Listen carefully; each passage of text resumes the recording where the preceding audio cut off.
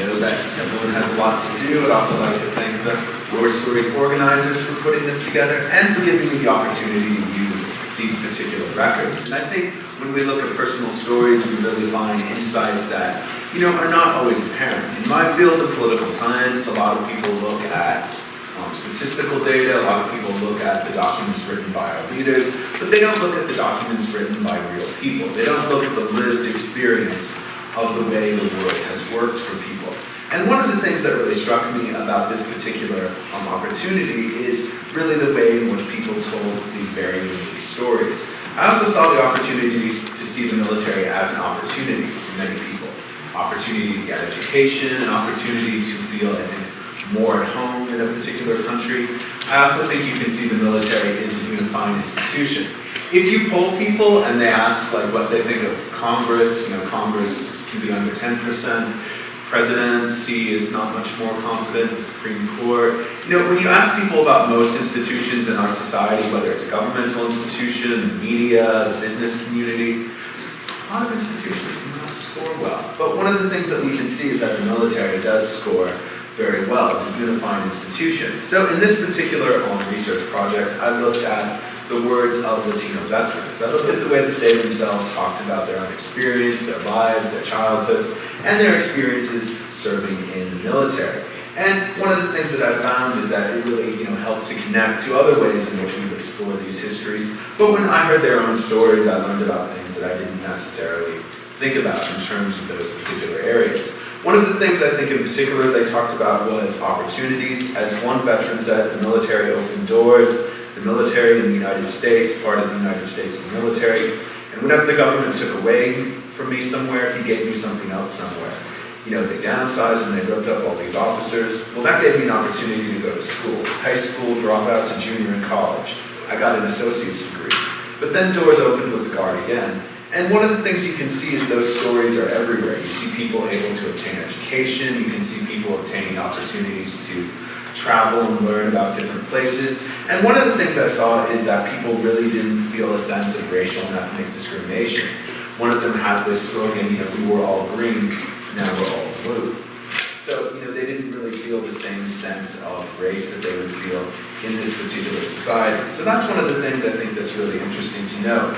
As one veteran noted when asked about race relations, they said they weren't really race relations because whenever you join the military, you stop being white, you stop being brown, you stop being black, and everyone is green. That's the only thing that matters, is the color green, because everybody is a soldier. And that's one of the things that I found consistently throughout every story I read. They had this opportunity to really feel part of a uniform institution. So, some of the themes that I saw from Latino veterans were, just as I noted, a lack of racial and ethnic discrimination in the military. They didn't really feel like their ethnic background, where they came from, really impacted who they were and how they were treated. There was also a very strong family tradition of military service. Many people had fathers, grandfathers, other people that had been involved in the military. So it was a really strong part of their identity. One thing I found that was particularly interesting was a very, very strong identification with Texas and West Texas. So one of the things I also saw is this very kind of unifying identity that emerged, partially through these military stories. And when one person was asked about Texans' relations with the military, he said, a lot of us from Texas were from the military. It was an overwhelmingly high number of us from Texas. So a lot of those rural areas that grew up with FFA don't do a whole lot. You don't see a lot. So it's really a chance to go out and see the world and come back with your experiences. It makes you a better person. So just a surprising number of people that, not necessarily from where I was from specifically, but a lot of people from the areas around me who I went to basic training with, we were all from the same area. So I think it's got a real strong background, not just West Texas, but Texas in general. When asked to describe West Texas, he said, whenever I think of West Texas, I think of farmers, I think of hard work, high school football. Just real blue collar and down to earth is what I would say. So one of the things that I saw really throughout is this really strong identification with Texas and West Texas. So joining the military really was something people were grounded in terms of their traditions. Their family had served in the military, their fellow West Texans had a very strong identification with the military, and they also had this very strong regional identification. People talk about not so much the racial and ethnic themes that I would have looked for, but they talked about coming back and getting a Texas tattoo, really feeling this connection with their community. And I think that's something that's very interesting about the military, because you leave your community. You go to basic training in one place, you're sent to different countries, you're put together with different types of people. So you would think that the sense of place that people feel in their lives would really shift once you took someone and put them in another country. But one of the things I saw is that was the contrary. And of course, the most interesting thing that you find when you do research is when you're wrong. So one of the things that I saw that was really interesting is they did maintain this very, very strong sense of identity with Texas and West Texas. One of the things that I really wanted to connect this with is the way that Latino civil rights has developed throughout various times, with the military often playing a role.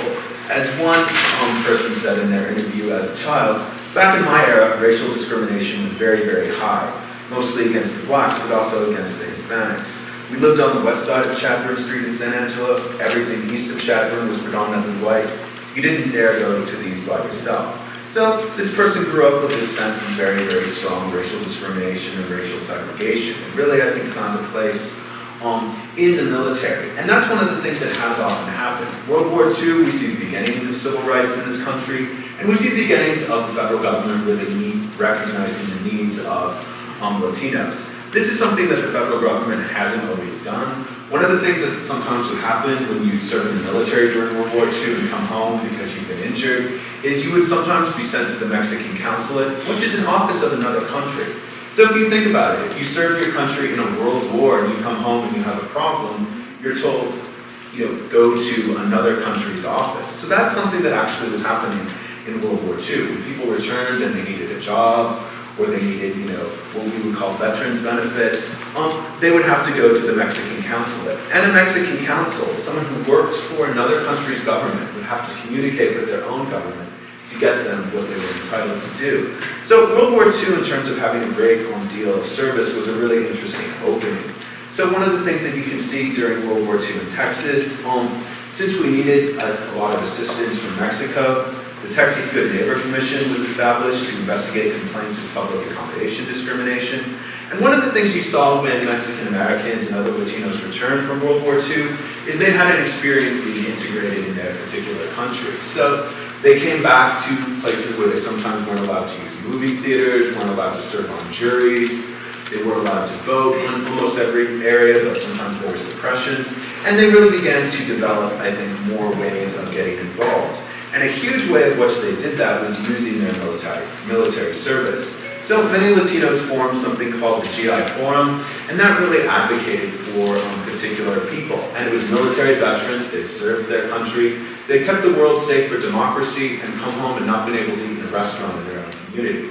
So one of the things I think that they saw during this period is some of the ways in which they could affect change. There was a very famous case where a Latino veteran died, and the local funeral home would basically refuse to take him because of the fact that he was not an Anglo person. So Lyndon Johnson, who was then in Congress and later served as president, arranged for that person to be buried in Arlington National Cemetery. And I think that really shows the kind of incorporation that would occur. This man was discriminated against in his own community, but his military service gave him the opportunity to be buried in Arlington National Cemetery. You also can see a lot of connections in civil rights. You can see Lyndon Johnson, who did more for civil rights than anyone in this country, except perhaps Abraham Lincoln, was someone that had a very strong connection with the Latino community and their military service. So that's one of the things that is interesting. You see the advance of civil rights in this country, and you also see people serving in the military in these particular types of experiences. So that's one of the things I found that was really rewarding. So, another one of the things I found interesting was the use of interviews. So one of the things that I said at the beginning of my presentation is often in my field, we look at numbers, we look at, congressional hearings, which are not the most exciting things to read. We look at roll call votes, we look at a lot of data, we don't really look at people. And what I found really interesting about this particular experience is the ability to use, actual people's experience to really come up with ways of talking about these particular very important issues. So one of the things I think that is really important is the need to kind of come up with personal stories, to kind of look at politics from below. So one of the things I think that often happens in this particular area is because we do often look at the stories of the generals, we read the stories of battles, we read the stories of leaders. We don't look at individual experiences. We don't look at, what someone who experienced discrimination did when they joined their country's military. What happened to someone who came back to their community? What sort of opportunities did they occur when they were in that particular situation?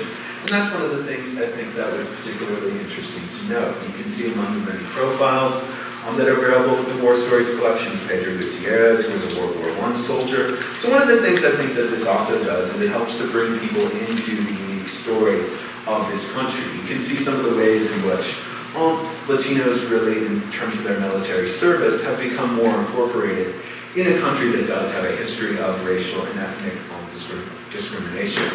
And on the War Stories, organizers asked me to come up with some interesting kind of discussion questions. And one of the things I thought about is how does military service affect identity? One of the things I found is that people kind of augmented their identity. A West Texan did not leave the military and come back as a different person. They came back with, if anything, more connection to their particular communities. So that one of those things that I found really interesting was the way in which identity was shaped. You can also see the way in which the military does create this situation that everyone is equal. Everyone is in basic training. Everyone is undergoing training. I mean, the military is very lucky that I have not served in it because, I have trouble walking up those stairs. So you would not feel safer if I was involved in the military. So one of the things that you can see is some of the ways in which the military service really does impact people's identity. And that's one of the things I found throughout all of these particular stories that I looked into.